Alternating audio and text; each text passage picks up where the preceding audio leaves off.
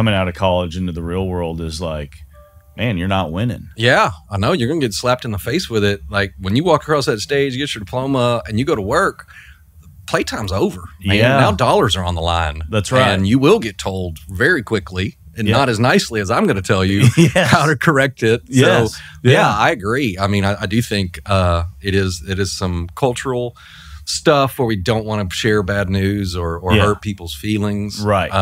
Right. But it's needed, and it's growth, and it's learning. Yeah, that's right. I mean, yeah. So I mean, I say it all the time. You know, one of my favorite phrases is you don't sharpen your sword by winning. Yeah. You know, Yeah. And it's losing is how you sharpen that sword.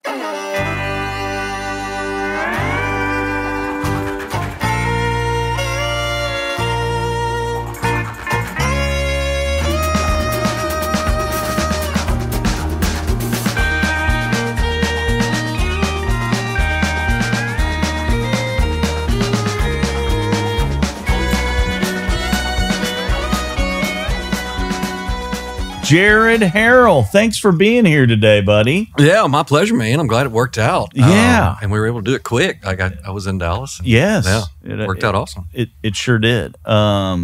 We've known each other for a while now, probably 7-8 years. Yeah. Maybe? I mean, you were one of the first folks I met when I started at Texas Tech.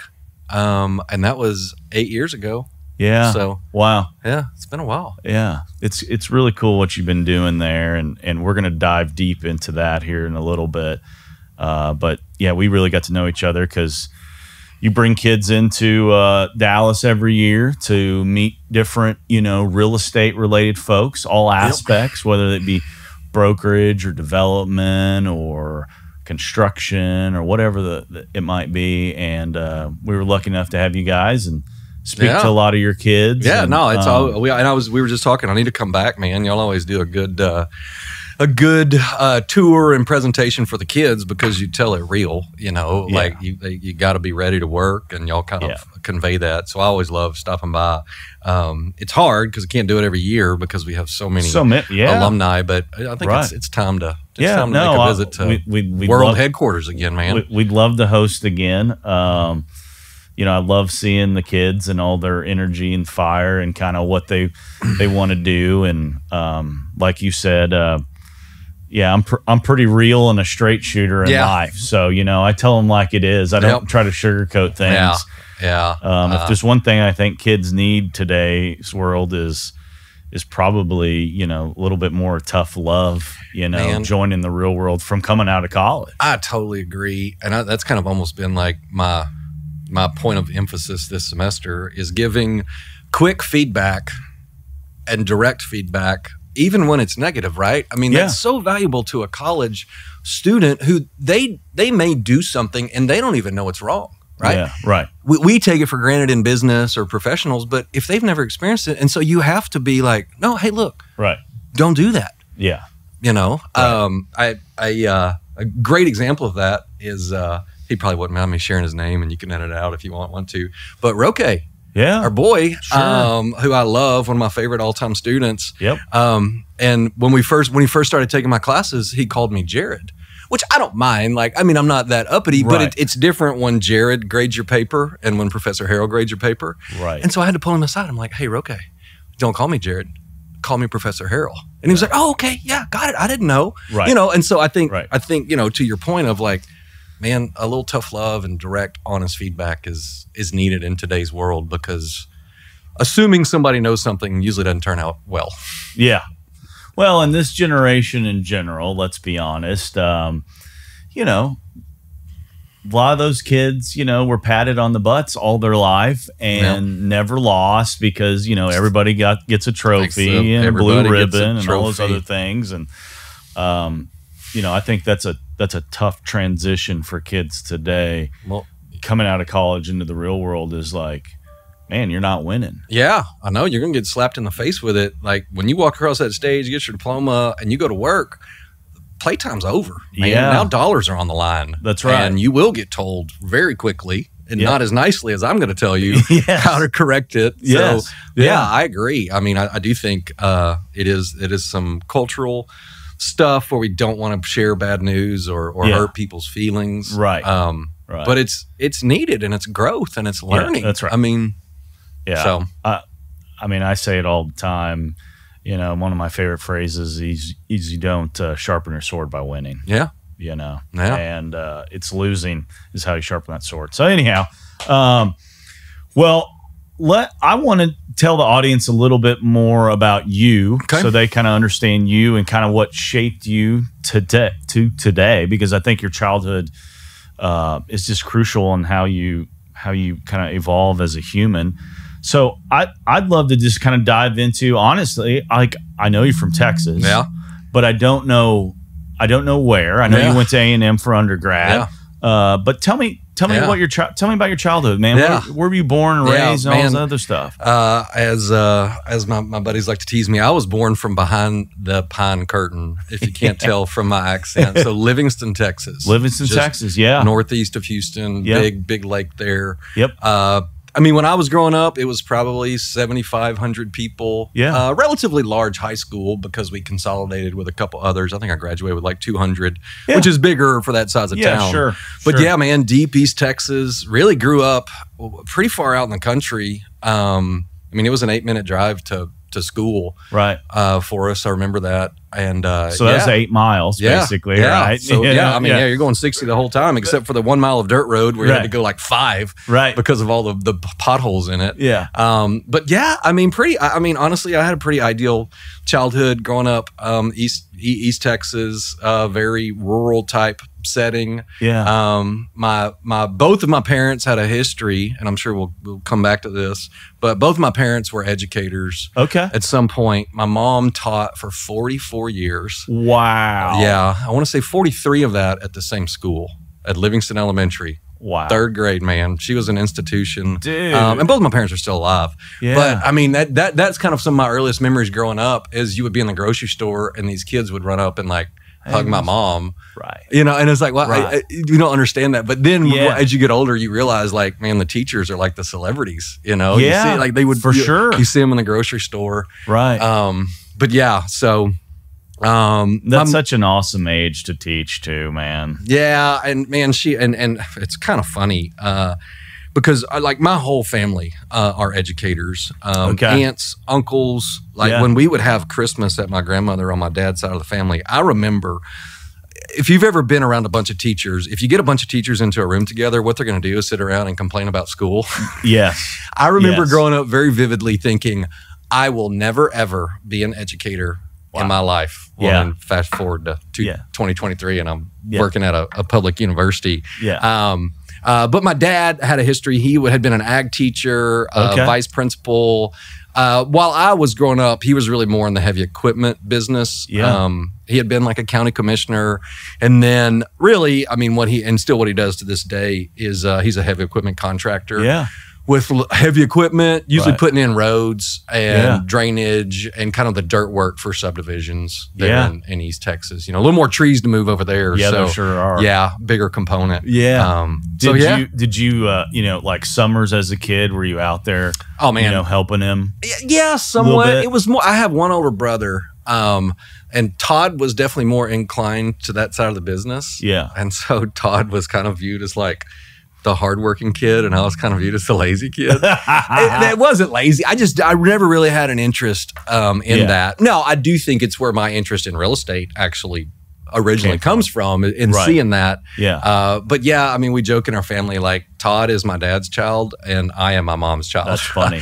I mean, I love both my parents. Have a great relationship. Sure. It was not like that at all. I mean, they don't play favorites, but we were just modeled after those two parents respectively. And then man, you know, like my grandmother lived across the pasture from us, my dad's mom. So, you know, cows, all that stuff. Yeah, I mean, we were never we were never huge, I would say, like ranchers or anything. But I believe it or not, you had them for tax exemption. I rodeoed growing up. Did you really? Yeah, and so we always had horses. Like team roper? Yeah, I was a team roper. Wow. And I would have never have guessed I this. wish I had a picture because people never believe me when I say that. That is incredible. But yeah, I was so like, you know, at beginning, like really early, I remember doing like play days and doing like barrels and poles. Yeah. And then as I got older, you phase out of that on the male side, and it becomes all roping. Right. Yeah. You're either a roper or you ride bulls. Yeah, exactly. Right. Exactly. Yeah. Kind of roping is the only thing you really do on the animal as a male. And yeah, so I mean, a lot of that. I quit that about high school. It was really my brother and my dad's passion. I never had a passion for it, but I did enjoy it. I mean, it was fun. So, yeah. Boy, if there was, now as I'm old, like I love the Old West, and I think that's so cool that you did stuff like that. Yeah. You were a cowboy for a little bit. Even my dad and brother, they went on one of those like old timey cattle drives. Really? Where they spent like a week, like driving cattle in, I think, Utah. Like, wow. Like in the summer, I think they were driving them. I guess they took the cattle off the mountain and drove them down to the summer plains. Yeah. And like did like the Billy Crystal City Slickers type. Yeah. Yeah. I didn't do that. That's so cool. But though. My dad's very much. That's just true Texan stuff. Oh, yeah, we didn't do that. I mean, we had some cows, but mainly it was just kind of for your your ag exemption type deal. Right. And I raised animals in like 4-H. Yeah. And I was awful at it. Like I was so bad. I never made you have your little county show. Sure. I never sold an animal. Really? Like, I never made the sale. In not like 3rd grade to 12th grade, I never did it. The only reason I did it was because you got out of school. Yeah. To go to the local county show. You got like 3 days off. Yeah. And I was like, I'll feed a pig to get 3 days off of school. That's not a bad, I never looked at it like that because all my friends that were doing that stuff, there was so much responsibility. It really bro. Is. Yeah, I know. I mean, the amount of time you got to go and feed and learn how to walk them and all that other stuff and show them.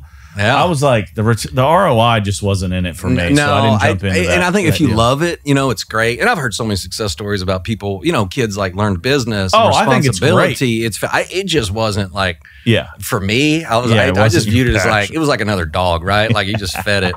But that was good because really probably the most impactful thing I did as a child growing up was I was really involved in the Future Farmers of America. FFA. Yeah, sure.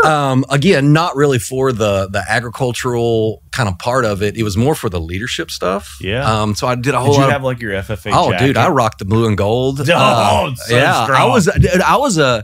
So my freshman year in college, I was a state FFA officer, and I actually took a semester off of college and went around and talked to high schools. Wow. Yeah, about FFA. Yeah. So this was as a college freshman. Yeah. Do you know where that jacket is today? Oh yeah. It said, I've got several of them. but my mom still has it. Yeah, for sure, so man. Good. Yeah. You got to take a picture. Next time you got to take a picture and post that. It's funny. So an interesting, diverse background, educators, kind of your dad, kind of a blue collar construction type guy, right? Yeah. 100%. And, I mean, and I love always asking this question. I mean, like, what did you want to be when you grew up? Like, what did you think you wanted to be? Yeah, I have vivid memories of doing like the what do you want to be at school day. And I know one time it was an architect. Okay. Which I kind of followed. My undergrad was in engineering. And so that which engineering? What agricultural engineering. Okay. Yeah, I use that every day. Yeah. Actually, I do from the financial and mathematical side. Yes, for sure. There's some principles that. And then later on, I wanted to be a lawyer. Okay. And I ended up going to law school and practicing law. Right. So, yeah, I mean, I stayed pretty true, to be honest with you. That's interesting. Yeah. That's interesting. What was your favorite subject in school growing up? Yeah, it was probably, that's a good one. It was probably math. I was always pretty mathematically inclined. Math just, I got lucky, man. Math came easy to me. Yeah, not me. Yeah, and I know it's like kind of like the great divide there of if it's easy or not. Yeah. To you. And thankfully, like my daughter's the same way. Like she's a math whiz. Yeah. And it's not because she studies. It's just because it comes easy. Yeah, sure. But on the flip side, like I was always terrible at writing. And so like in law school when I had to write, it was hard. Yeah. So it was definitely a skill that I had to through practice improve. Yeah. So in those early years of your life, who would you say is probably the most impactful person on your life? Yeah. I mean, honestly, it's my mom. Like, Yeah. not to, I mean, I think if anybody says that one of their parents is not the most impactful in a good or bad way, I think they're probably not being completely straightforward. Sure. But yeah, my mom was, as I mentioned earlier, I was kind of my mom's kid. We just always have a great relationship still to this day. She's my biggest fan, and she'll be the first one. Like when you have one listener in Livingston, Texas that listens to this like 50 times, it'll be my mom. And then like from a more kind of like cultural perspective, I was always a huge sports guy. Growing up, I'm not so much anymore, but I was totally into baseball cards and sports cards.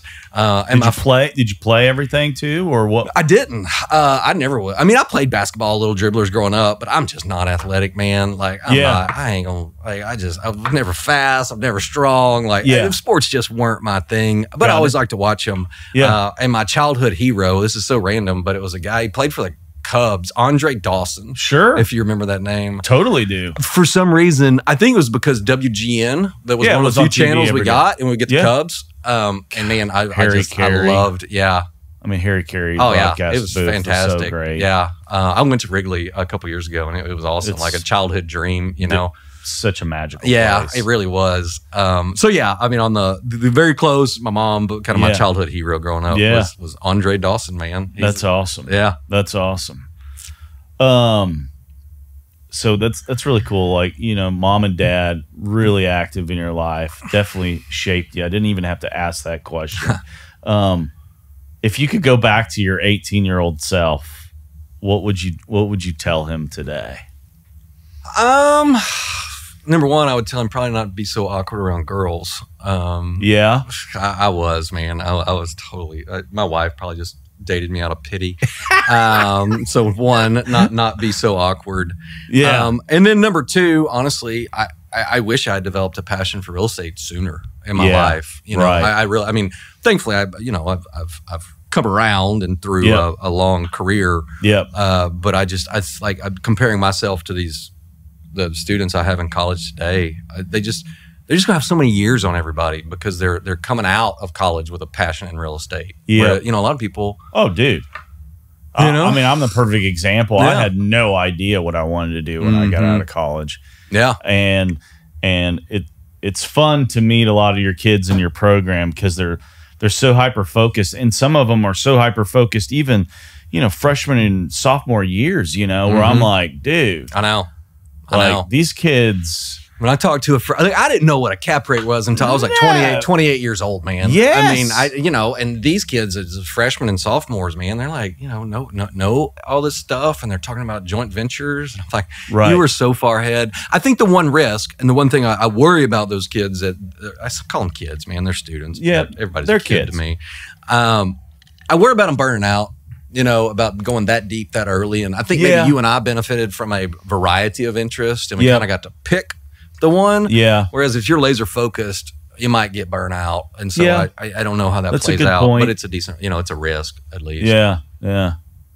Well, let's dive into Texas Tech and the real estate center out there. Yeah. I mean, over the 7-8 years that we've known each other, I mean, it just seems to continue to keep growing, and the quality of the students continues to be elevated every year. And I think it's because of, it's called REO, the real estate organization.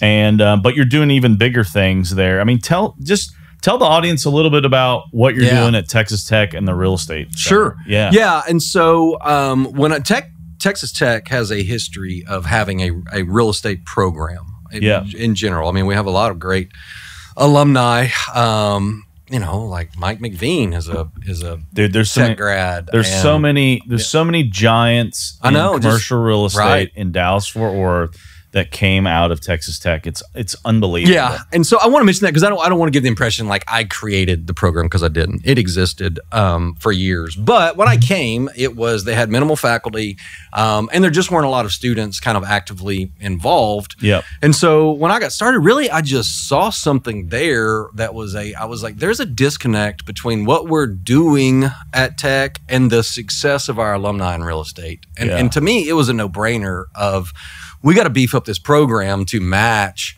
what we're seeing in the industry. Because one, I think there's a lot of jobs out there. Sure. And then number two, there's successful alumni who will probably fund this program. And so that was really the launching point and the idea of, well, let's make it bigger.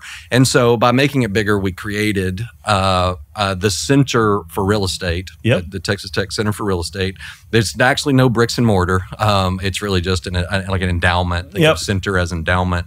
And so as this has grown and developed over the past couple years, I've identified so what we do, there's 4 things that we focus on at the Center for Real Estate. Number 1 is academics, right? So that's the classes we teach. And so in that, we offer a certificate in commercial real estate. It's not a major, but it's like a minor, essentially, very similar to a minor. And so that's our academic program. Secondly, we have student experiences, right? That's the extracurricular stuff. That's the industry trips when we've stopped by your office and seen. And that's primarily carried out through the REO, the real estate organization. That's our student club. Like most universities have all sorts of clubs. Sure. It's our student interest club. And we do everything from, like I mentioned, industry trips. We do software trainings. We'll bring in speakers, social events. It's all the student, it's the student club stuff. Third is professional engagement. And so that's where we're tapping into that industry source. And either one, providing like some continuing education, market relevant stuff to them, or vice versa, bringing them to campus, right? And getting them plugged in with our kids and our students. And then fourth is research. And so we have this is probably the least activity over the past couple of years, because at this moment, we don't have a full-time PhD real estate researcher. We will in the future, but as you can imagine, I want to produce market relevant research stuff, and I really want to focus on that, on the really the practical side of things. I don't want to produce a bunch of academic white papers that are in journals and only finance professors read. Right. I want to produce the really quality content that helps Conrad Madsen on a day-to-day basis. Man, you open it up and you say, all right, this is what's going on in the industrial markets.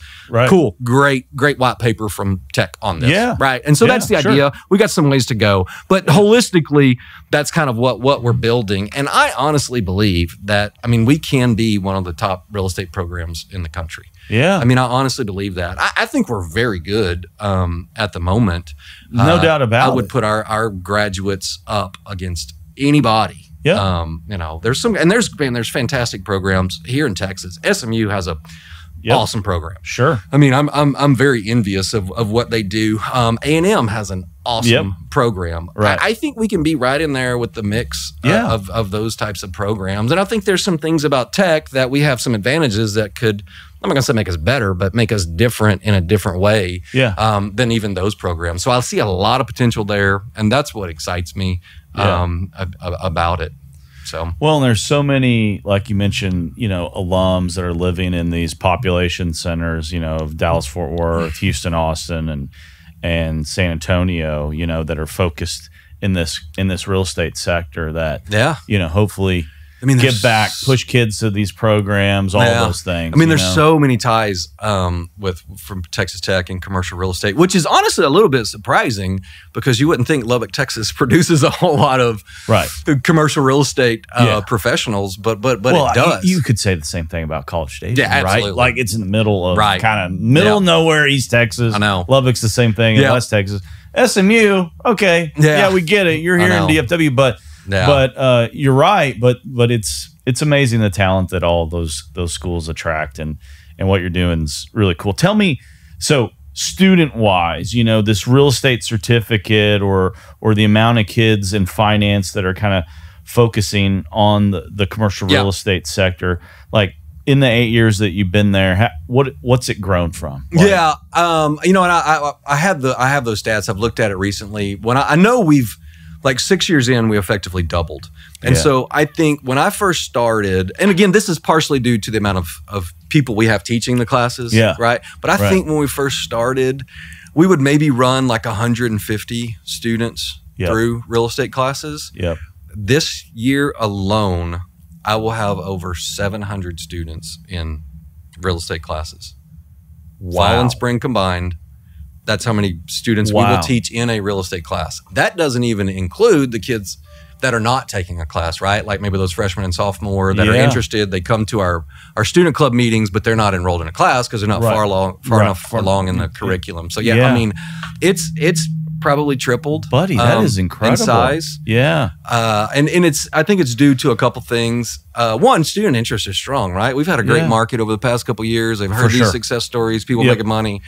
Two, I think real estate education is really exploding. You know, I mean, kind of what we're doing here today, right? With the podcast and the videos, and I think students just hear about it a little bit more. And then a third, I think it's just we've got a good business school. We're housed in a really good area of finance department, and so it just attracts students, I think, to a quality program. But yeah, it's gotten big. Wow. Man. Yeah. That's that's awesome. a small height. That's like a 3A high school. Yes. You know, just of real estate classes. Yes. No, so, that's super cool. I had no idea it had grown that much. Yeah. So congrats on that. Well, I appreciate it, man. I mean, it's good, but sometimes I look around, I'm like, man, that's a lot of it's a lot of customers. Sure is. So keep happy. So, so obviously was around teaching your whole life. So I don't really need to ask the question, what inspired you to be a professor? But you went to law school, you practiced law for a little while. What was the kind of the aha moment of, man, I want to go teach kids? Yeah, that's a good question. I mean, it always been kind of in the back of my mind, from what I said about my family always placed a really high value on education. My parents instilled that in me. Yeah. Very high value. So to make a long story longer, so I'd practiced law for 5 years and I kind of wanted to go back to school. And I started looking around in the law world. There's not a whole lot of advanced degrees. A lot of people do what's called an LLM. That really didn't appeal to me. Yeah. And so my wife and I were watching House Hunters International one night, and she said, "How about we move abroad?" I used to watch that show all the time. I used to dream of all those locations. Well, you'd be like, "Wow, St. Bart's, that looks amazing." I know. And so we were watching it, and I think it was a European one. And she's like, "You know what, Jared? We don't have, we didn't have a child at the time. Yeah. Let's move abroad for a year." And I was like, "Oh, that's awesome. Yes, let's do that." Well, I thought about it for about 24 hours and realized well, you can't get another job, right? Like you just can't quit your job and go for a year. And so I said, what if I go back to school? And so I started looking at programs in Europe to do like a 1-year master's degree. And I submitted a couple of applications, and it was, at that point, it was kind of like, yeah, whatever, maybe I'll throw some stuff against the wall. Yeah. Well, I got accepted to the University of Oxford. And then it went from like something that we might want to do to like, we got to do this. Right. Yeah. And so we sold our house, sold our cars, quit my job in Fort Worth, practicing law, moved to England, did a master's in law and finance for a year, moved back. And really, I ended up doing kind of the same thing I was doing before. I was at a different law firm, but it was always in the back of my mind of like, man, I have this advanced degree.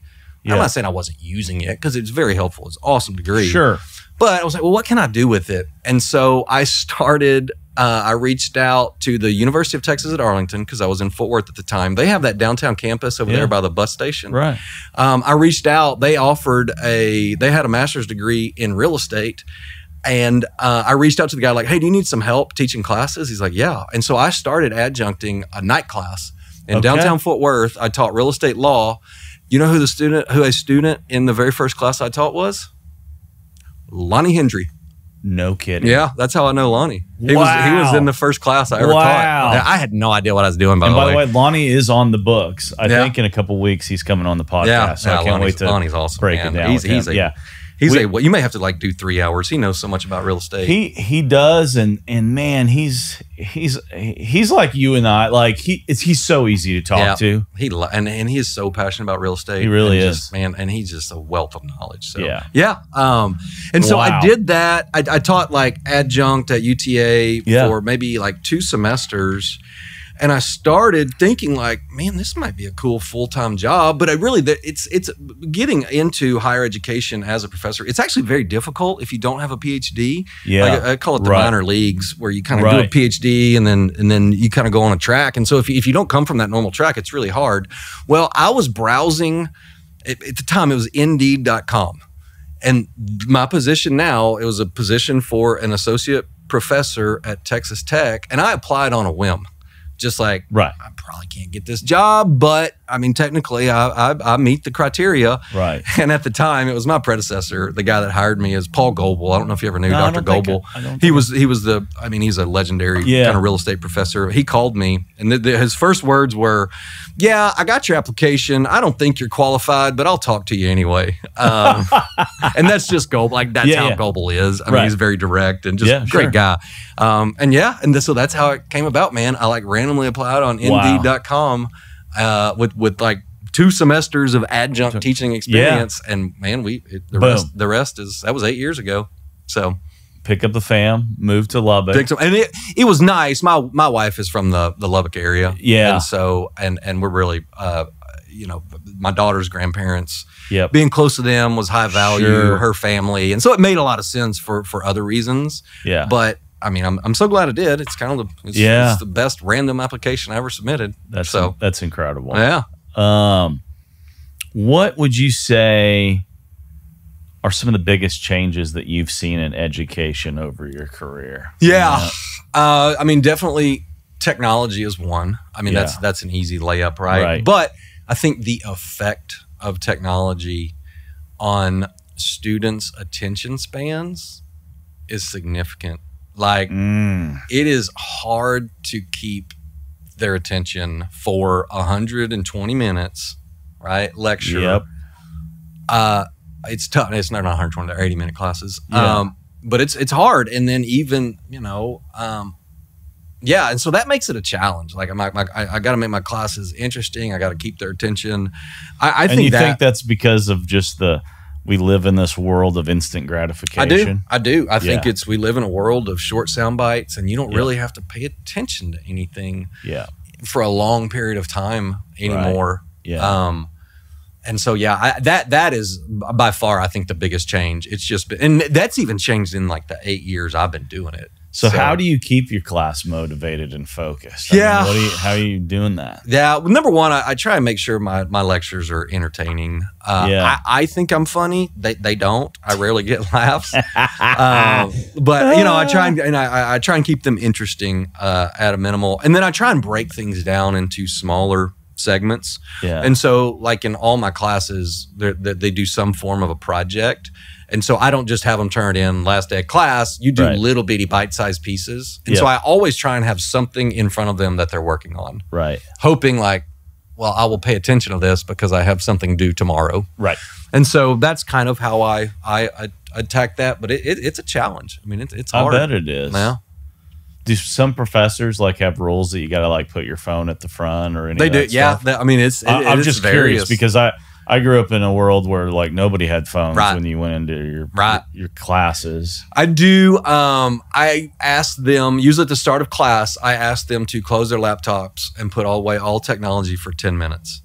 Just to because that's where I'm going through like dates, what's due, what's coming up, what real events do we have this week, and so I try to direct their attention. It's kind of hit or miss, but some professors have it like a no phone policy. I don't like that because it puts me in the position of being the policeman. Of like policing that, and it's awkward. Like in college when you have to get on to a student, I mean, it's just awkward, right? Like in high school, it's no big deal. Everybody gets in trouble all the time. And so I try not have hard and fast rules. I kind of take the position of, hey, if you want to listen, you're paying for it. You should. If you don't, I mean, there's only so much I can do. I can't save them all. No, you can't. You really can't. What would you say are some of your most memorable moments of being a professor? Like, is there anything that like just like stands out that you're like, man, that was cool, Or, I mean, I can't think of like a particular, but I can tell you it's all student-centered, and usually like when they get their job and they come and tell me about it, a lot of times I'm the first person they tell me. I mean, that makes it all worth it. You see that satisfaction and joy on their face. And probably more than moments, I have particular like students that I have great memories on. One we've already talked about, like Roque, man, it was just 2 years of him smiling and just, I mean, it was a lot of fun. What an amazing young man. I could talk about Roque all day long, and, him and his background and where he came from and how he got to where he is today which, you know, now he's working for the Scoville family and Woodmine Development, you know, thanks to your awesome program. And yeah, it's that's got to be the most rewarding part. It is. And seeing the success story. It is. And then I keep up, you know, I keep up with those students. Yeah, no, I know you do. And that's very rewarding, and not, you know, seeing them grow and mature. I've even got them now to where they're like, I've invested in a couple of their deals, like former students that have put together. For sure. And so that's really rewarding. You got your own brokers out there bringing you deals. I know, man. Awesome? I know. I got to figure out a way to monetize this a little bit better, I guess. But when you see like, all right, man, you're getting it. Like, you know, you're you know, they're putting the deal together. They're buying the asset. They're getting investors, and that's awesome to see them doing that. Yeah, that is super cool. Tell me a little bit about like your real estate career. You know, you've invested in a lot of stuff, you know, so not only do you teach real estate, like you practice it. You know, and tell me a good success story, or like how you got kind of started in that, and what your advice to younger people would be about getting going in that aspect. And so I'll kind of tell you, like, professionally, how I got exposure to real estate was out of law school. My first job in Fort Worth was at a law firm that did a good bit of real estate work, but they had a governmental client and were working on a large project in Fort Worth. And so if you're familiar with the Trinity River Vision project, where they're rerouting Trinity River, really cool project. And so like that was the first 5 years of my life. I did all the real estate acquisition for that project. I mean, it was like down and dirty stuff, like reviewing title commitments and drafting deeds and what I consider to be, other people would disagree, but I consider that to be like core real estate law is like just transactional closing. And so, man, I got a ton of practice on that. And that really set the course for the rest of my legal career. It's always been real estate related, some banking stuff too, but it all kind of revolves around real estate. So that was my intro. Then I go out to tech based on kind of my real estate law past, and started teaching real estate classes. And then at some point, like you just said, I made the decision of I need to do this stuff as well. And so my first venture, like a whole lot of people, the old practice what you preach. And so my first kind of foray into real estate personally was we owned some rent houses in Lubbock. And so a couple buddies and I, you know, we just put together a partnership. And at one point we had like 5 rent houses in Lubbock. That was really good. Learned a lot. Not necessarily about like real estate markets, because it's just single family residential, but on like keeping the books and filing the taxes, and, you know, just kind of the mundane stuff. Huge learning. What type property appeals to what type rent and all those things. You know? I mean, it's very simple. Like it's the simplest type of real estate, but still you learn a lot. Totally. And then my first commercial investment was we put together a group and we bought a series of quick change oil locations. And so there was 3 quick cars throughout DFW Metroplex. And so myself and another guy GP'd the deal, put it together, got it. I mean, we were owner operated. And so we owned the dirt and we owned the oil change business. I had a manager on site that ran all that, and still do.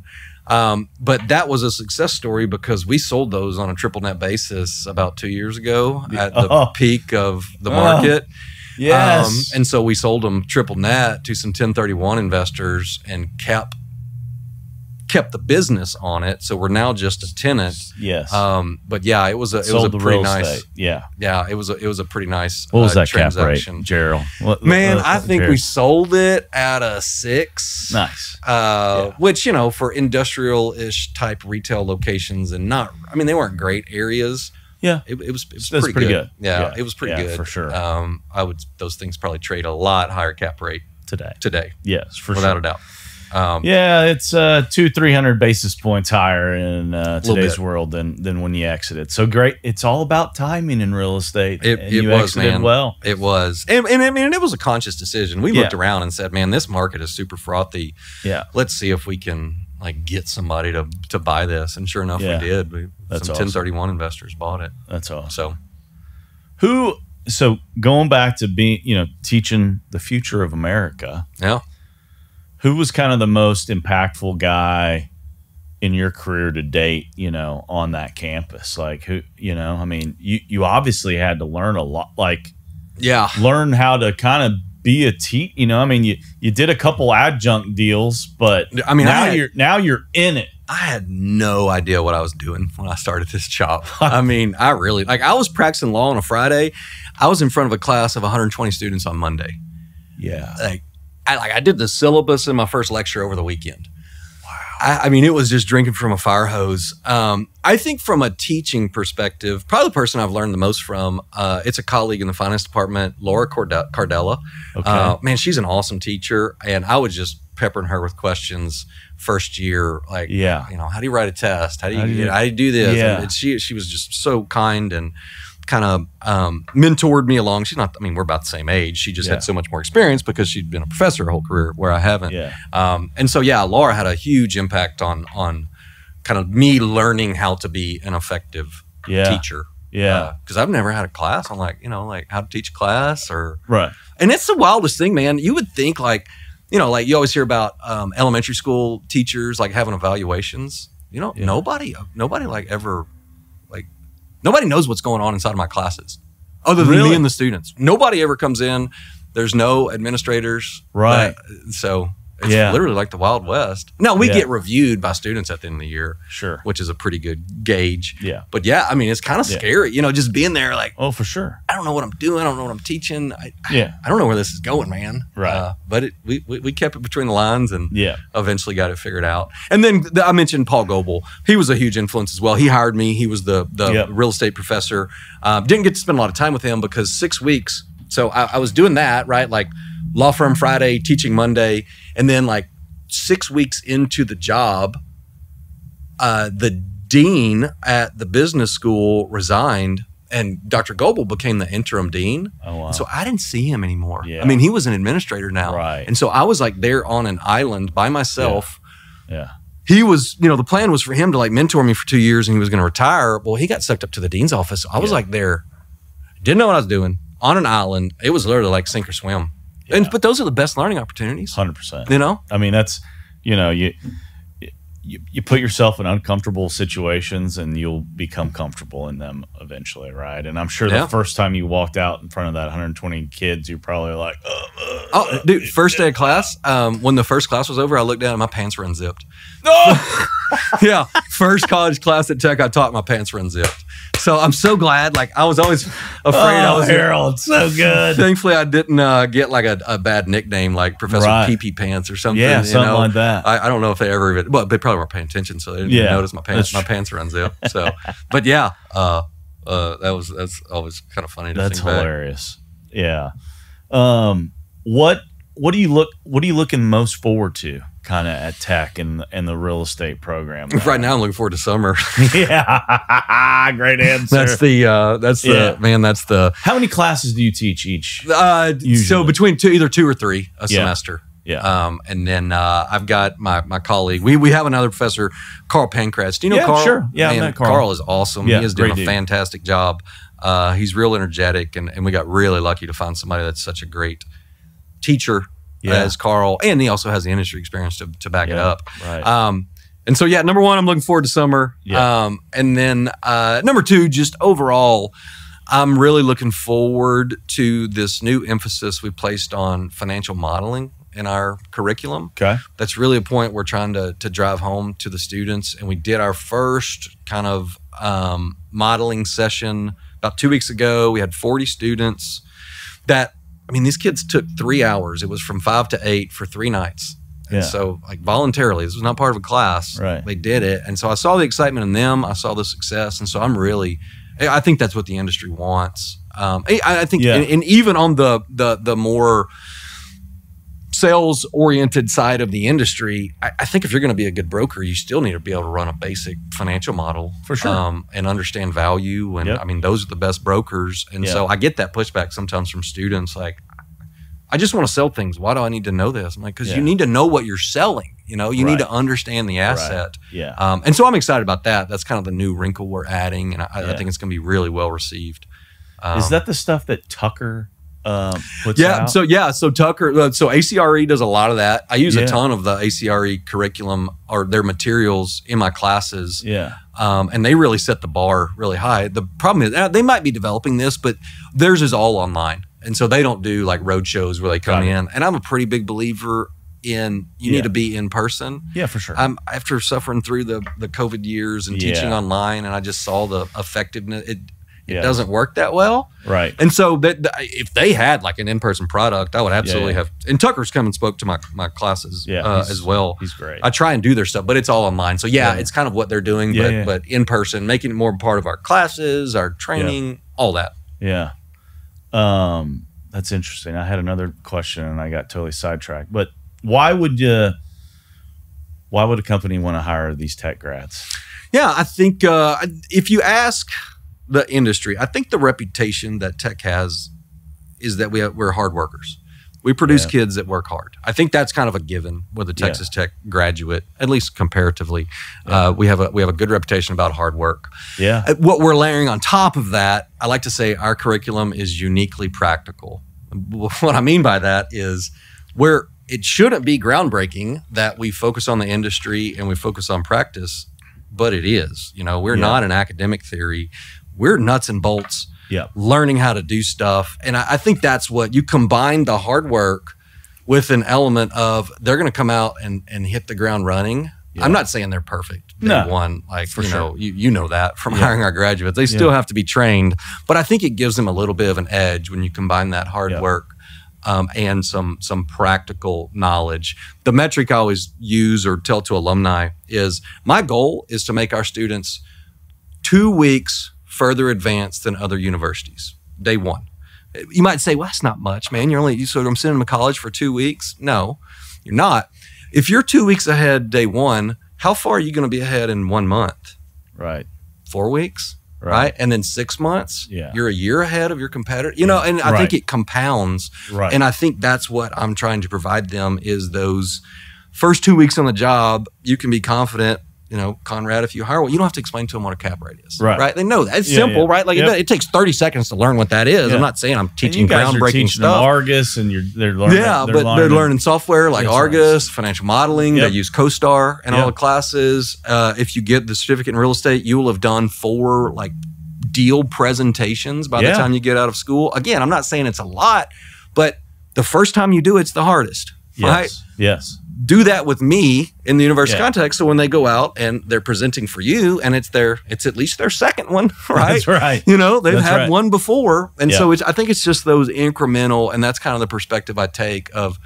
I'm not going to teach you everything, but I can teach you some of the things or give you the experiences that allow you to be a quicker learner when you get out in the real world. Yeah, no, that's awesome. So one last question about college and teaching, because this is a hot topic right now. AI. Now, how is that? I can't imagine being a professor now and how you're sifting through papers that are written, what are universities doing to? So I'm all in. Like I've embraced it. It's here. It's I think it fits into one of those skills. The industry is going to use it. And so we might as well expose our kids to it. And so like, for example, in the fall, we taught for the first time a prop tech class. Okay. And so where we talked about blockchain, AI, and then we did kind of like a joint venture, a private equity venture capital type analysis of a tech company. And so I'm all in. What I'm doing, I've had to change the way deliver classes and particularly grading. And so a lot of it now is just in a controlled environment. Right. Like before I would give you an essay to take home and write. Now I just say, we're going to do it in class. It's an hour.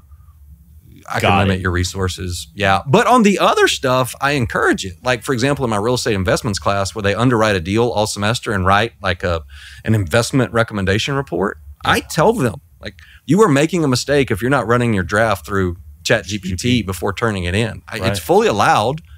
Right. It's a tool. You might as well use it to make yourself better, right? Like financial modeling, I don't expect them to do it by hand. We use Excel, right? Well, writing a report, Right. You don't have to do it by hand anymore. Yeah. Use the resources available. So there's a fine line there between like, you know, is it plagiarism? Is it cheating? Is it copying? And it's a delicate balance. But I've tried to kind of separate it out to say the stuff I don't want you using it on, we'll just do it in class. That's right. Everything else, you're free to use it. I mean, go for it. Learn it. Yeah, I think it's going to be huge. Yeah. And we're in the first inning. Oh, we are. Yeah, we are so early. I mean, what's blown me away recently is like, have you seen the image generation? Yes. Capacity? Yes. I mean, bro, do you realize now you can go in and put rules for lease clauses, right? That you want to check, and then you can abstract those leases through there. I'm talking in seconds. I know. I mean, it's wild. It's a game changer, and I think it makes you reevaluate like, what value do I as a human bring? 100%. And I think thankfully real estate is one of those industries where you can't really take the human element out of it. You know, it's just never going to go.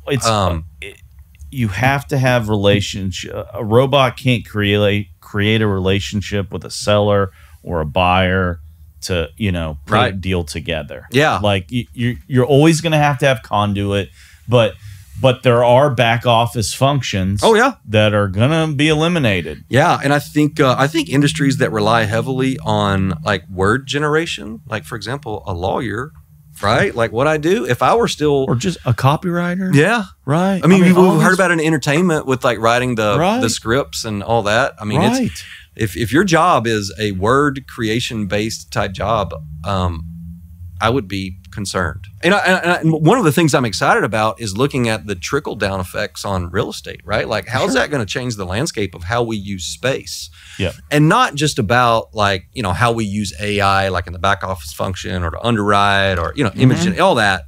That's fine. Yep. ACRE has some awesome materials on that, by the way. I don't know if you've looked at Tucker's website. They've got a whole tool of like AI tools in real estate. I'm talking about how is it going to impact our uses of real estate? How is it going to shift the demand?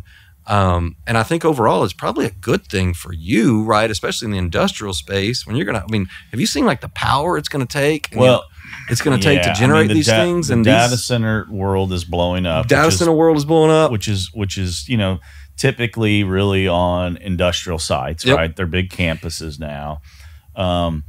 You know, labor has been such a struggle in warehousing for so long, or in general across the United States.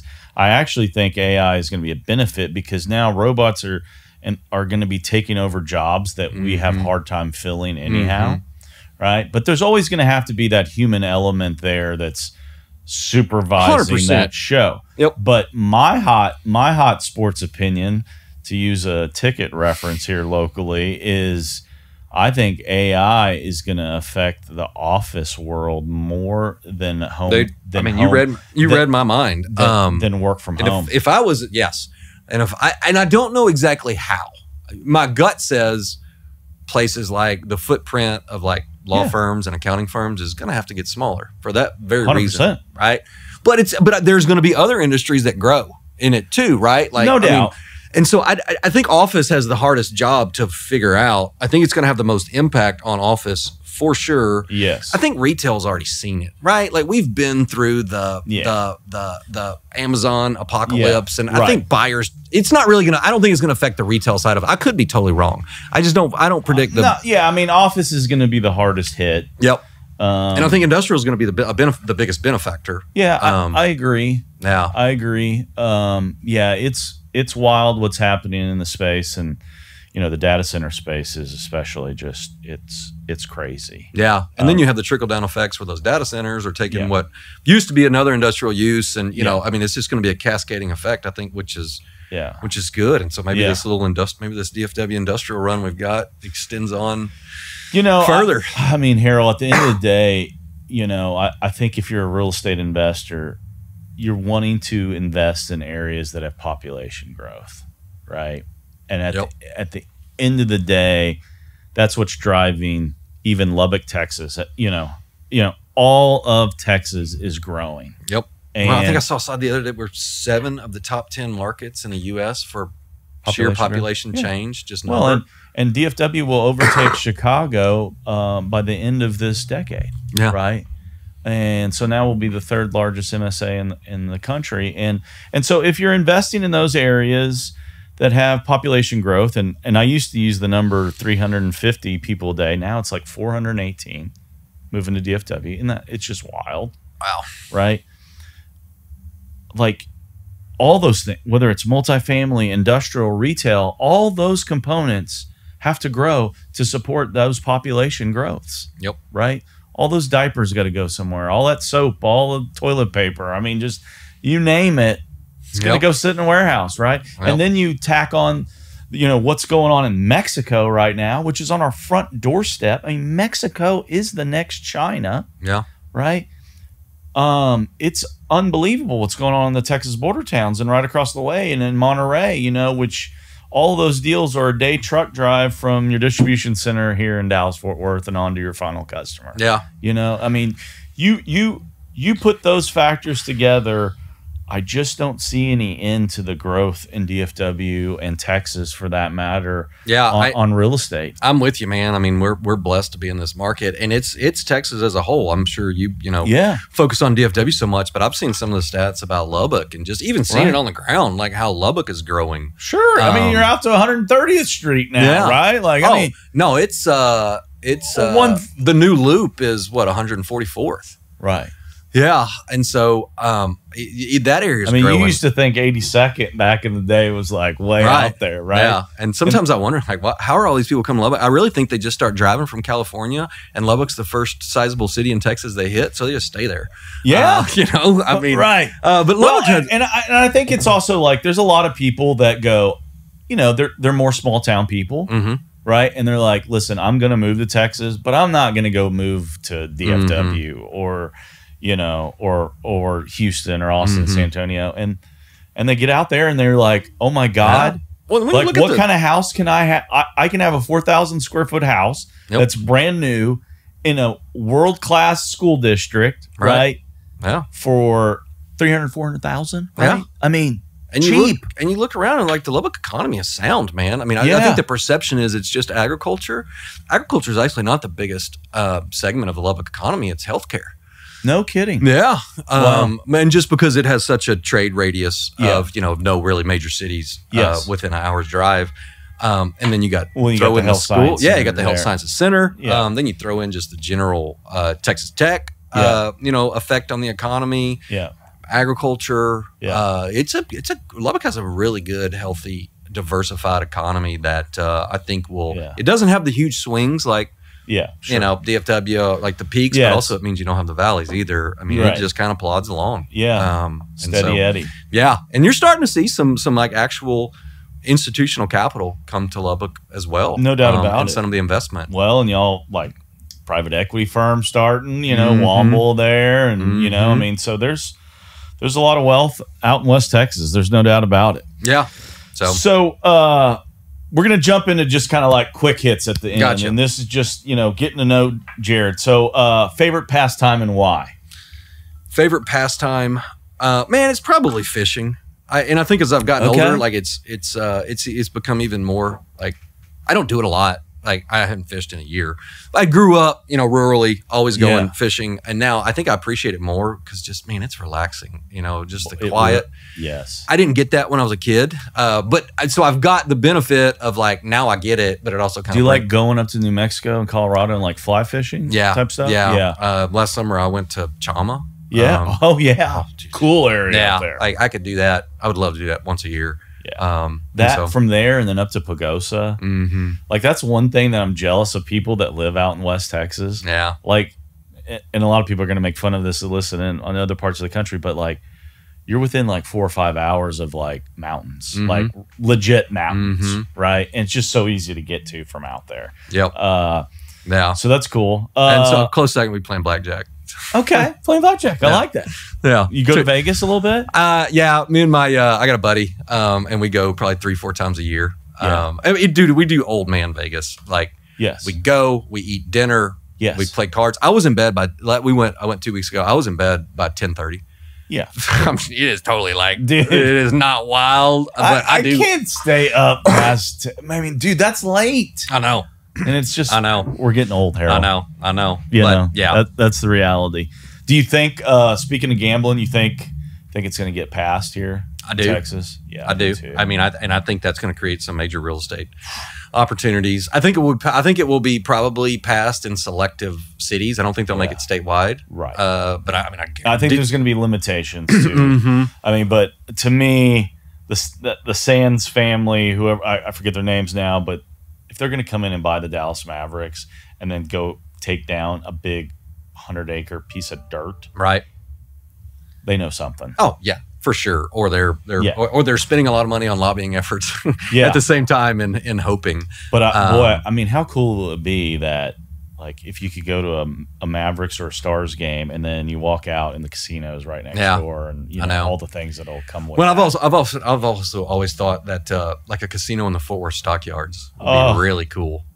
Just that, you know, like that walkable area. Yes. And so, yeah, I think you'll see it. I mean, obviously, if it passes and they have selective locations, DFW will get one of them. They're you're not going to. For sure. But yeah, I don't know what that's going to look like. But I think it's interesting. Yeah. And I think there's a you real you won't have to travel as far. There's a real estate play there. Yeah, there sure is. Do we start a casino, an opportunistic casino fund here, man? Yeah, that's right. Yeah, we should. To bet on that. Well, you already revealed about your cowboy background, but I'm going to ask this question anyway. What's something that nobody knows about you? Yeah, that would be it. Let me think about it. And this may be going a little bit too deep, but I actually have a neurological condition similar to MS. Really? Yeah. It was part of the reason I moved to the university. It's called neurosarcoidosis. Okay. I have a lesion on my spinal cord. Yeah. And so that was part of the reason I moved to Lubbock. It was stress related, kind of how it came on. And so you can't tell, no, like by looking at me. Yeah. But yeah. It's treatable. Yeah, it is, man. I do these infusions every 8 weeks. Okay. Where it's, have you ever seen the stuff like Phil Mickelson advertises Humira? Yeah. There's all these drugs now that they advertise, but it was one of the first. I do that once every 8 weeks. It takes like 3 hours. I go in, get an infusion. You know how much the bill for that medicine is that they infuse for 3 hours? Tens of thousands. $90,000, bro, every 8 weeks. Wow. Now I'm insured, so I mean it's not coming out of my pocket, but it is insane. So imagine if that wasn't around.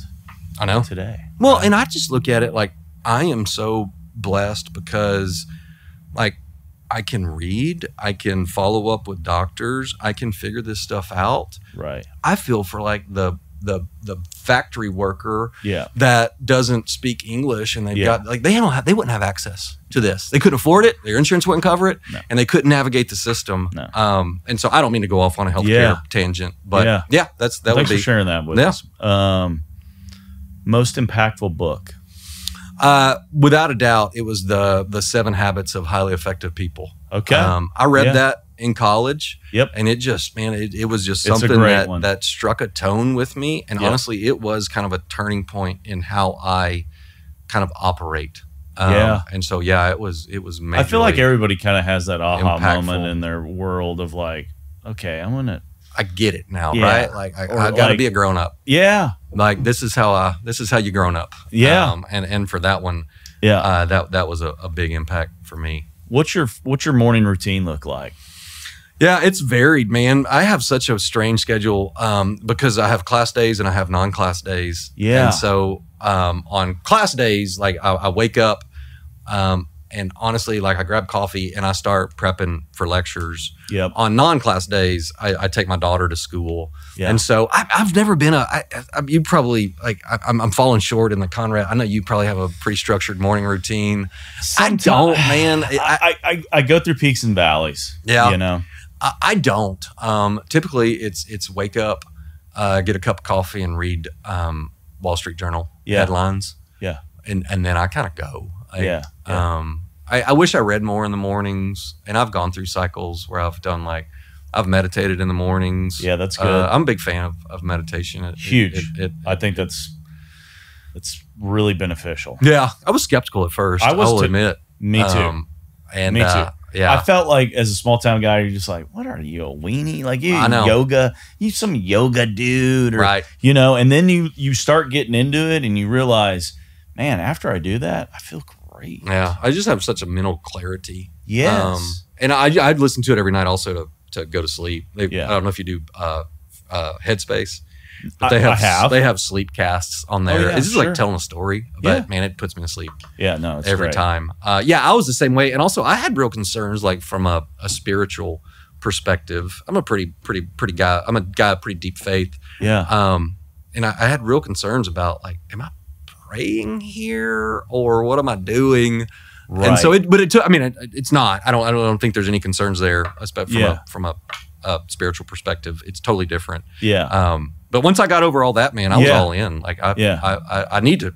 I wish I started my day like every day, like start up, meditate, but I don't. Yeah, I know. So- I don't either. I get on kicks where I get real dedicated towards it. I need to get back on it. What about you ever do the cold shower? You ever do the cold I've plunge? tried it, and it, man, and I know you're a fan because I know we've talked about it before, and you've mentioned.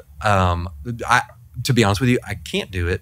Because of your Because like I just my internal, like, if you think of the spinal cord as like Yeah. an overhead wire, right? Right. Like it's the Yeah, major sure. conduit of the body. If I get hit with any sensation like that, it's very painful. interesting. So like the cold, I couldn't do. Yeah. I don't swim. I won't Really? get in the pool. If it is warmed up, I can do a warm pool, but I can't do a cold pool. Interesting. It hurts too much. Wow. Yeah. I Okay. just have like this tingle. Yeah. Yeah, it's crazy. Okay. Top 3 podcasts you like to listen to, Yeah. and if it's only one or two, that's cool too. Yeah, I'm not a huge podcast guy, but they're nerdy, man. I mean, I'm almost embarrassed. There's one called the American Revolution, Okay. and this guy's awesome. Like, he just goes through like day by day and talks about the events that transpired that day in the American Revolution. Okay. It's really cool. It's Yeah. like super history nerdy. Yeah. I get I it. love history. So that's interesting. And then second, the one I probably listen to the most it's called Reading the Psalms. It's just a guy, like, literally he opens up and he reads a psalm every day. But I like it because I utilize my car drive to work, which is pretty short. Like, I'm in the car for 10 minutes. That's why I don't listen to a lot of podcasts, because I don't really have a... yeah. guys that are in Lubbock where you can get anywhere in 10, 15 minutes. Yeah. You don't podcast like I know that. people ask me about podcasts, and I'm like, well, I don't really drive that far. I don't ride a train, and I don't mow my yard. Right. So right. I don't know when I listen to it. Pod. Yeah, right. But yeah, so American Revolution, Reading the Psalms. Yeah. And then I got to say, man, real estate wise, I love Chris Powers. He's doing great stuff. The Fort. Yeah. I've known Chris for quite a while, dating back to Fort Worth days. And it's been cool to see that grow. And he's good. So a little fun factoid to you is I'm using his same producer. Really? There. Yeah. So the guy who edits and puts all his stuff together is the same guy. Chris introduced me to him. Okay. I was like, if I'm going to do it, I'm going to do it professional. Yeah. And, I've seen what he's built over there in Fort Worth, and it's incredible. Yeah, ask me in 2 months, and I'll add the C-suite to that. There you list. go. So, there you go. We're getting there. I'm excited to. Tell me about your Spotify playlist. What's on there? Yeah. And so, man, here recently, I've really gotten into some old Hank Williams Jr. Oh, so good. Like, I don't know. I hadn't listened. I mean, I've always been a country guy. Like, I'm straight. Like, the only music I listen to is like 80s, 90s, early 2000s. Probably not even much of that. Of Nashville country. Yes. And then the Texas country line. That's all I listen to. Yeah. I'm like so not worldly in my musical tastes. No, it's great. But I'm right there with. I mean, look at it. I got Willie and I got Waylon up there, and I got Buddy and so Robert Earl Keen. I'm a huge Robert Earl Keen fan. So recently, what I've been hitting hard is Hank Williams Jr. Yeah. And Steve Earle. Oh wow, I love Steve Earle, man. Yeah, he's good. Yeah. So those are my guys, and Turnpike Troubadours are always my go-to. Yeah, like, that's my favorite band my 2 favorite bands of all time. They're hard to distinguish, and they're always a consistent element in my playlist. Is Reckless Kelly, and then Mickey and the Motor Cars. Big fans of those guys. I've never heard Mickey and the Motor Cars. Yeah. Well, so it's Reckless Kelly's brother. Okay. And it's very similar sound. Yeah. They don't have the bangers like Reckless does, like the big hits. Have you listened to Charlie Crockett at all? Man, I have. Yeah, I like his stuff. Yeah, yeah. He's just got such a unique voice. Yeah, he's from the Rio Grande Valley too. Really, I didn't know that. In San Benito. Really? Yeah, and then they moved to Dallas, I think, when he was in high school. But yeah, he's hitting the scene pretty hard. I'm going to see Oliver Anthony tomorrow night in Lubbock. He's going to Lubbock tomorrow. Cook's Garage, baby. Bro. Yeah. So he was at Billy Bob's either last night or the night before. Man, and I was so onto him like at an early, like the first time I heard that song, Richmond, North of Richmond, dude, I like stopped in my tracks. And not only like the content of the message, just the way he delivered it, man. Like literally, I was driving, I pulled over on the side of the road and like, seriously, I got to listen to this. Yeah. I mean, that's kind of how I felt. And I obviously that's how all of America felt too. Because like, I mean, who goes from nobody to #1 in the world? Yeah. Well, at one point he had like 6 of the top 10 songs on iTunes. I know. And he recorded them with an iPhone in the middle of the woods. I know. Like, the guy's amazing. So yeah, I'm jealous. I didn't realize he was going to Lubbock. Somebody told me the other day. I tried to get to, like he sold out Billy Bob's like this. I mean, I guess I could have bought him aftermarket, but he wasn't coming on till 9 o'clock. I was like, dude, I'm middle of the week, and there's no way. Well, I'll send you a live feed. Yes, when that'll I go. Be. So I can't wait to just. I mean, the crowds are so packed. Like, people just love that song and just resonates with so many people. Yeah, so powerful. I love how he also like. God, the guy's great when he gets up there and he reads scripture, before he even starts singing. That and it's funny. It's one of my daughter's favorite songs too, but she's made up her own words because she doesn't say the bad words. Yeah, right. And so your dollar ain't quit. It's taxed no win. So yeah, she's got like every word she's replaced. That's how pure of heart my daughter is. That's awesome. Yeah, my wife doesn't really like it when we listen, but driving to school every day. Like I said, I take her on Tuesdays and Thursdays. It's music. It's Dad's musical education moment. And so like, man, we have this playlist. It's like 175 songs long, but we hear one. I'm like, it's a classic. All right, we got to add it. And so, man, we go through everything from, like 70s rock to 80s country. And my daughter is well versed in Johnny Cash. Oh yeah. Willie Nelson and Robert Earl. Yeah. And like Willie's playing with Robert Earl down in New Braunfels in like a month. I'm going to that concert. That'll be awesome. And I'm taking the kids and everything. And that'll be great. I can't wait. I can't wait to see. Yeah. You got to see Willie again before he passed. I mean, he's 90. Oh, yeah, I know. He's 90. I know. I saw him. I've only seen Willie once. One of the things I took the same approach. First time I saw him, Calf Fry in Lubbock, Texas, way back in the day. Oh, that's awesome. Yeah. I saw Merle right before he died. Under that same theory of like, you got to see him, and I'm so glad I did, man. Yeah, like I know these guys are legends. I've seen Merle. I never saw Waylon. I wish I would have seen him. Yeah. I am not musical. Like I can't sing. I can't play. I don't play an instrument. Like my wife asked me not to sing at church. Yeah, that's how bad I am. Yeah. But music. I love to talk about music. I love to like consume music. I love I'm not musical. Favorite movie of all time? Shawshank Redemption. Oh my gosh. Yeah, without a doubt. I usually say that too. Yeah. I mean, sometimes I feel a couple other movies, but Shawshank is incredible. It really is, man. Morgan Freeman is so good. He's so good. That was the only movie that I watched it and then I immediately watched it again. Like 2 times in a row. Wow. Yeah. Every time when I'm flipping channels, and it's always on. I know, but I stop. I stop and I watch it. Yeah. I mean, the chills you get at the end when Red finally is walking up to the beach to Andy, like you're just like, wow. What's the desk? Is it Montaneo or I can't remember. Yeah, San Montaneo. Yeah, San Montaneo. I have a shirt that's are you serious? That I bought that says Red and Dufresne's fishing charters, San Montaneo. Oh, that's Mexico. Awesome. I saw that the other day. Really I was like, I gotta buy that shirt. Yeah, that's a great one. It is. Not a lot of people. I mean, it's kind of fallen off the radar. Yeah. So if you're listening, you've never seen check Shawshank Redemption is such a great movie. I can guarantee you will not regret watching that movie. No, that's kind of like one like like Schindler's List. Yeah. You know, is another one that I think is like really deep and kind of dark, but has some pretty good outcomes at the end. And I've got like this secret like idea that I think I could escape from prison. Yeah. You know, like I think I would be good at it. I don't ever want to have to be put in that position, by the way, because I would be a terrible prisoner. I would die day one. Like they would beat me up so bad. But I think it like also taps into that. Like it's the escape, you know. That's really cool. Yeah. So no, that's an incredible movie. If you could have coffee with one historical or famous figure, who would you choose? John Adams. Really? He's my all-time historical hero.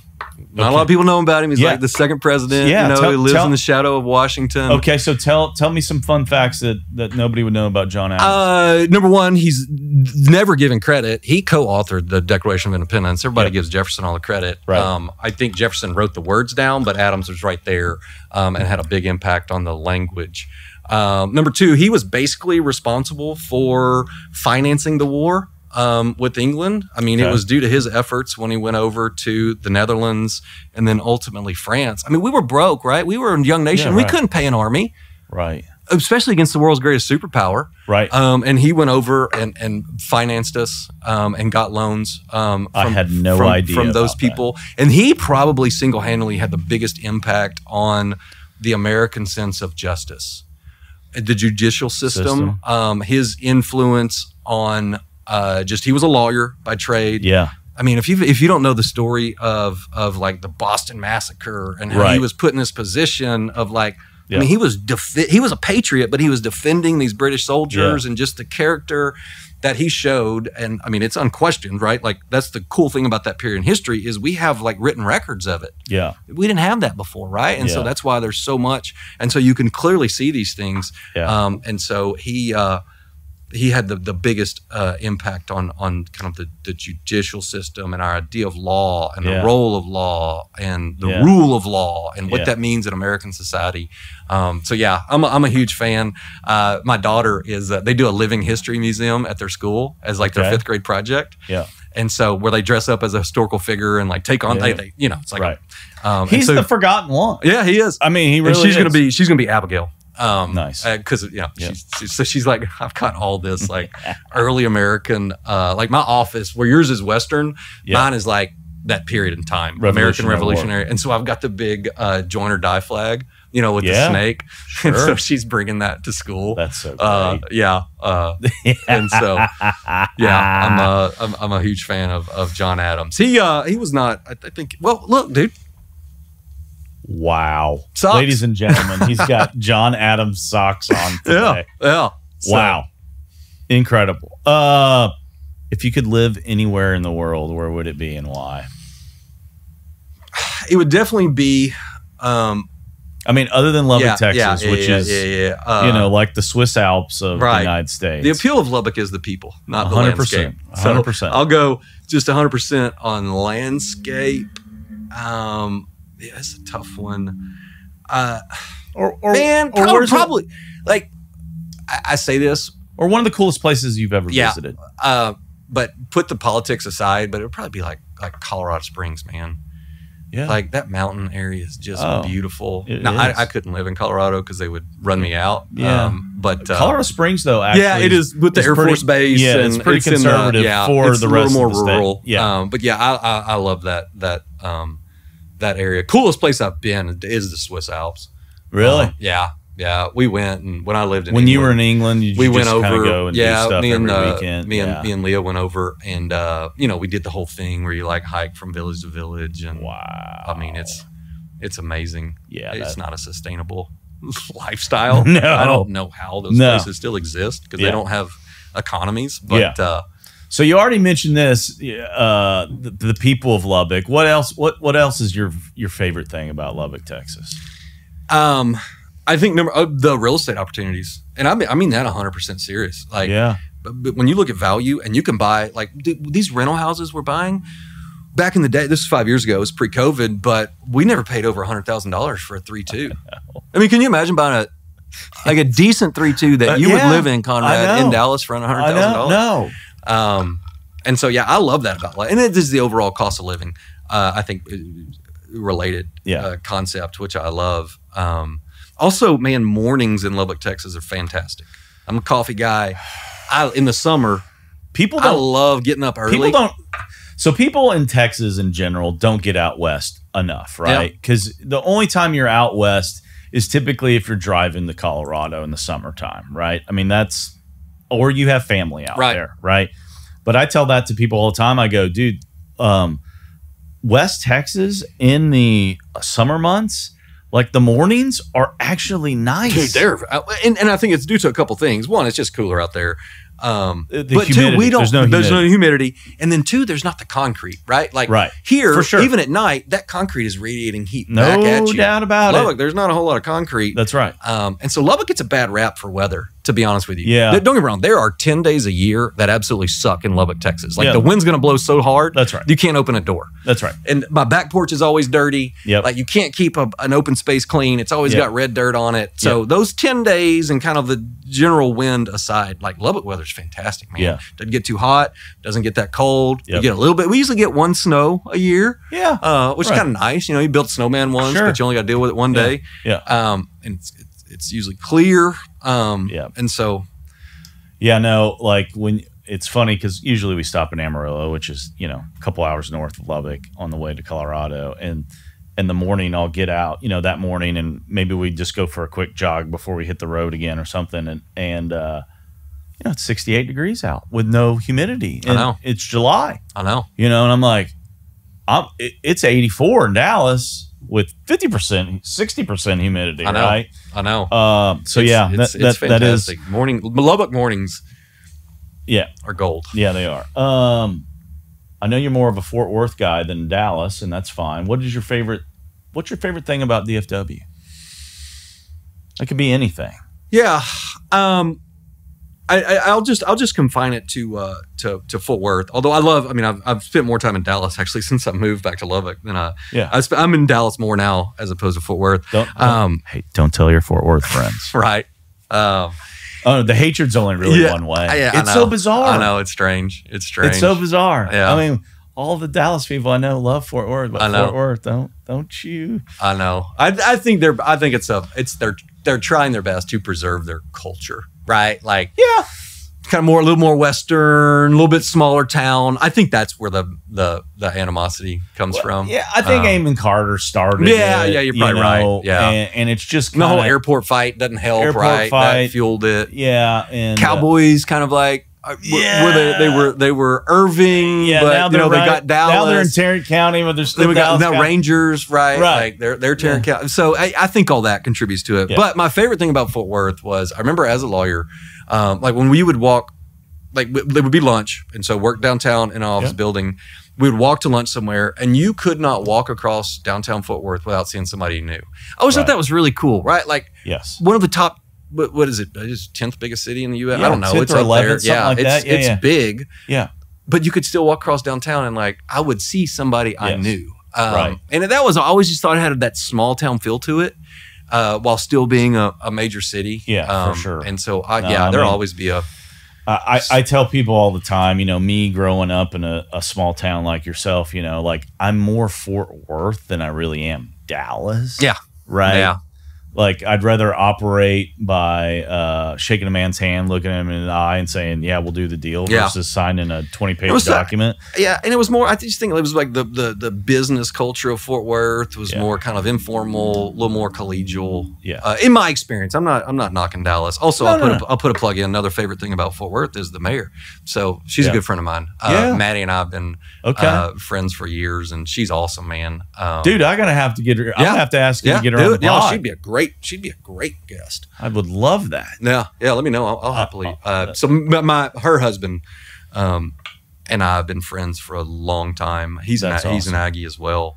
A great guy, David. Yeah. And so I've gotten to know. We've known Maddie for Fort Worth does such a great job. I mean, every time I go over there, you know, I'm envious of their downtown, and then you know we've talked about the stockyards. I mean, it's just so cool. Yep. You know, just the history. The new Will Rogers is awesome. Dickies Arena and all that. I mean, it's just it's so great. I mean, both we're all in this together. I just wish the cities would feel a little more connected and try to stay apart, right? Yeah, like I know. It's just weird.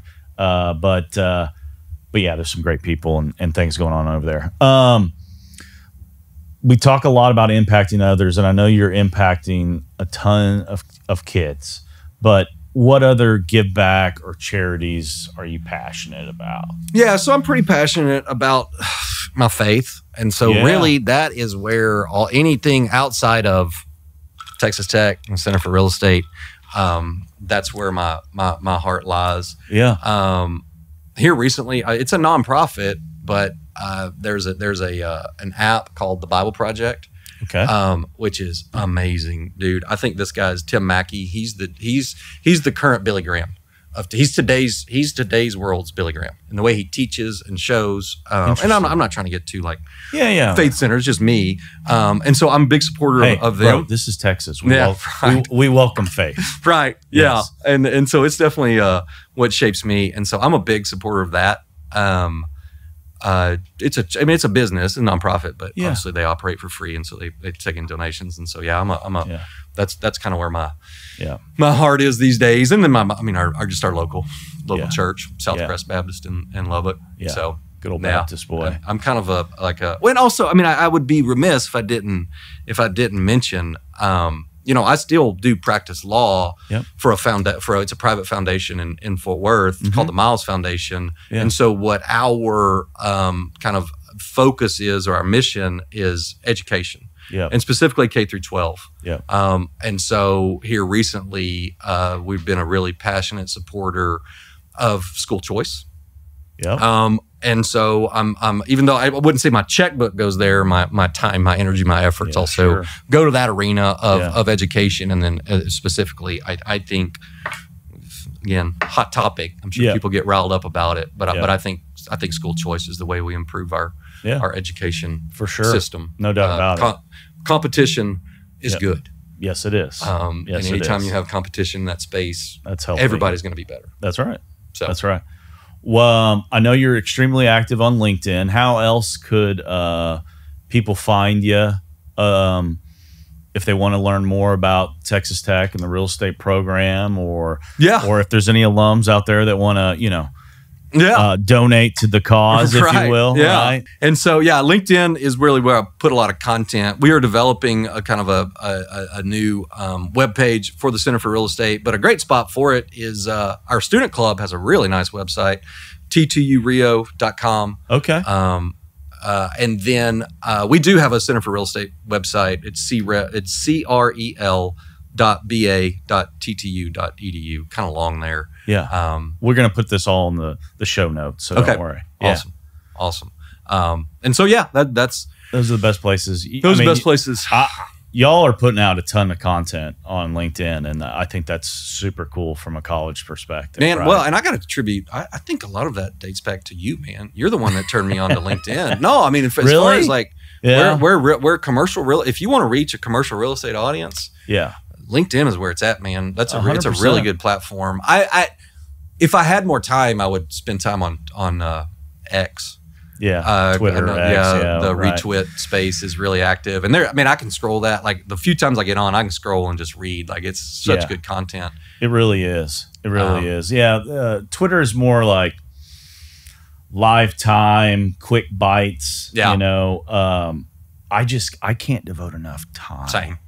Same. Like I don't know how these guys just tweet all day. And kudos to them for their huge followings, but like. What makes LinkedIn wonderful for me is like I post at 6 a.m. and I'm done. Same.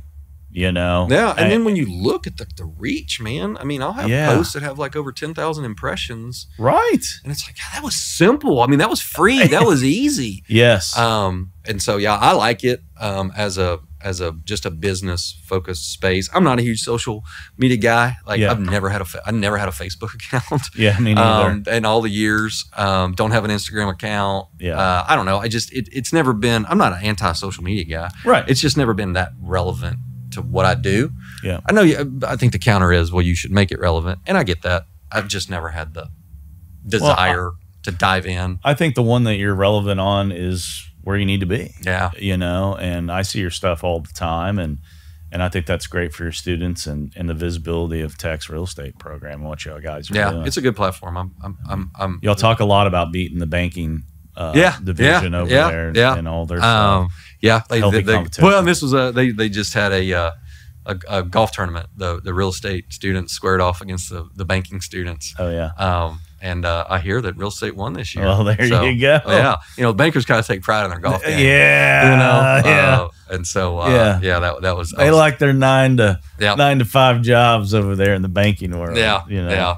So, well, buddy, fun. Thanks for coming on today. You bet, man. It was a blast. This was a blast. Yeah. And I'll look forward to the next time. Same here, man. Thanks for coming. We'll look forward to hopefully seeing you in the spring or in the fall. Appreciate it. Yeah, buddy.